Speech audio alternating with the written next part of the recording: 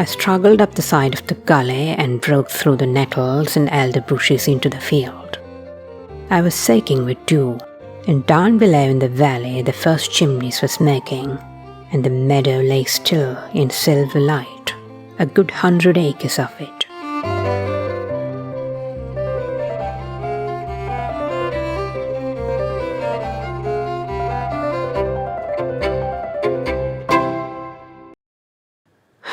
It was going to be a bit of a job to find George among all that grass. My sister was behind me, having scrambled painfully through the elder branches, whimpering from time to time. I didn't take any notice. If you said anything the least bit kind or helpful or sympathetic, they started to snivel and after that cry, and you might as well have said nothing, because then they only did a whimper or two, and seeing you didn't care much, stopped. So I didn't say anything to her. She rubbed her stung knees with a dock leaf and pushed her hair from her eyes.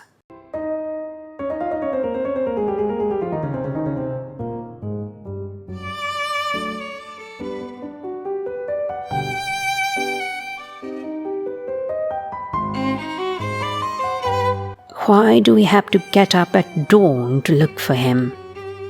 Because. But because why? Because it's the best time to find them, that's why. To find tortoises, she scoffed, rubbing away at her wretched knees. You'd think you'd been hunting them all your life.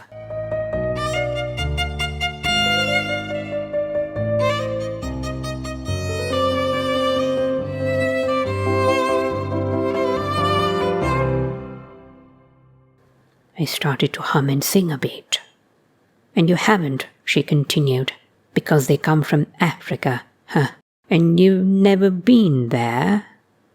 I left her and started walking down the long slope to the valley, peering at molehills and under tussocks of ragwort, and generally trying to seem as if I had a pattern. Pretty soon she would get windy left up there by the dark old gully, and she would come trailing and skittering down to join me. I found a large rabbit hole and stooped to search it. Once, a month ago, he had got out and stuck himself in a rabbit hole in the orchard. She wasn't far behind me now, singing a bit and brushing the long wet grasses with her skinny brown hands. She grabbed some sorrel leaves and started to chew them. If he gets stuck in a hole again, we'll never be able to find him. There must be 500 million in this field. There must be. I got up and dusted my hands and walked on singing my bit of humming song. She was right, but I wasn't going to let her know that. We'll just have to search every single one. Well, I won't. She stopped some paces behind me, waving her arms like a windmill. I walked on looking and kicking about the big grass clumps. It's not my tortoise. And I'm soaking wet. My sandals are all slimy, you'll be sorry, she screeched. Patiently I turned and looked up at her against the morning. It's half yours, I said politely but coldly. Uncle Salmon gave to us both, so it stands to reason that it is ours, not just mine. She shrugged but was silent. I stared at her. She suddenly bent and started to unbuckle her sandal. Well, I don't want my half of it. You've got the part with the head, that's the best part. She sat down in the wet, shaking her old brown sandal. I could see her knickers, but I didn't bother to tell her, she was so rotten. Well, go on home and look for him alone. And when I find him, I'll have both halves and you'll have to lump it. I turned and ran away down the hill in case she tried to follow. She didn't, but she screeched again. The head's the most interesting part, you said so. I don't like the tail part, and if I go home alone, elf and stallion could get me. I reached the edge of the meadow and threw myself onto the grass under the ash tree and lay there looking at the sky and puffing a bit. It was quite a long run down from the top.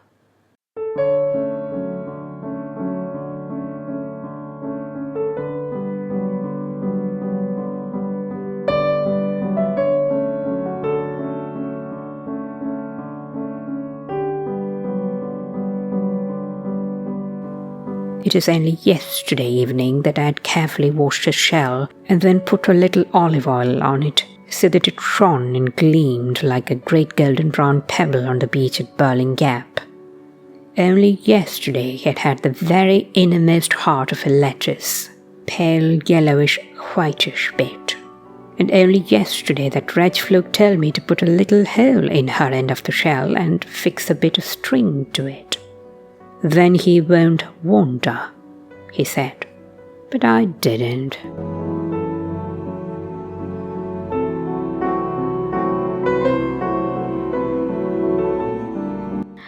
And here we were in the dawn, searching for him in vain, it seemed.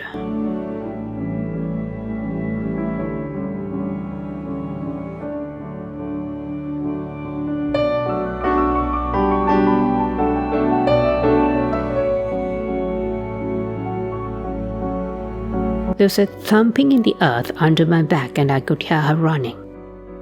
Not that you'd care. You left me up there and the stallion might be anywhere. You just don't mind about me. I won't help you look.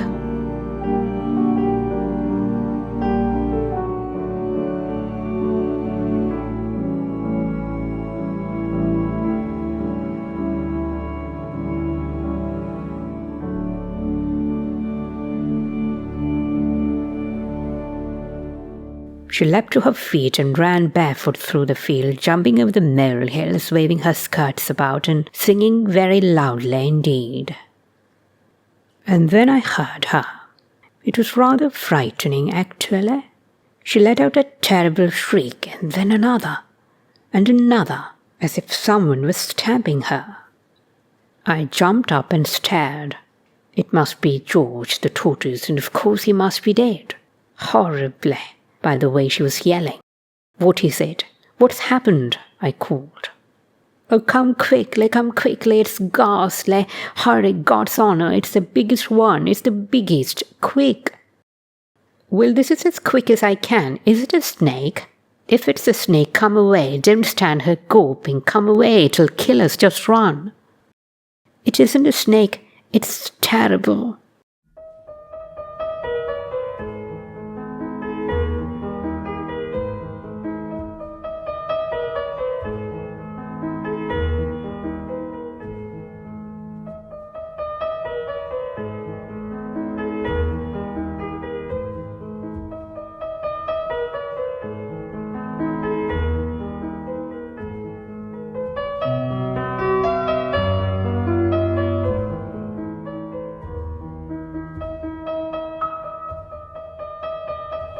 She hadn't moved, so I went on rather reluctantly, but shared that it was nothing too beastly. Well, what is it? What is it then? When she spoke, her voice was sort of roguish and very low with wonder. Look, she said, and very gently parted the grasses before her. Look, it's the biggest mushroom in the world. Look. And it was.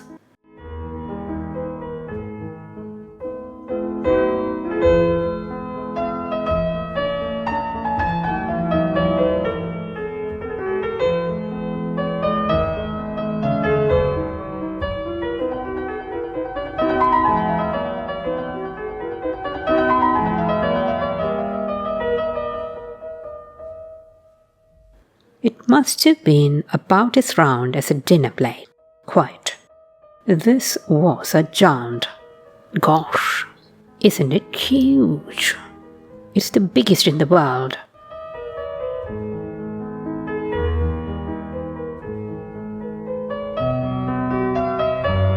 Well, let's pick it and take it home and they'll tell us. Very gingerly I reached out and pulled the great shiny brown top. It smelled like a million mushrooms.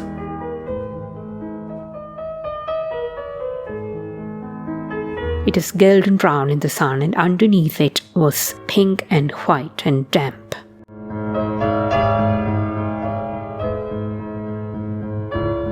We walked breathlessly up to the house. It's like a beautiful parasol, she said.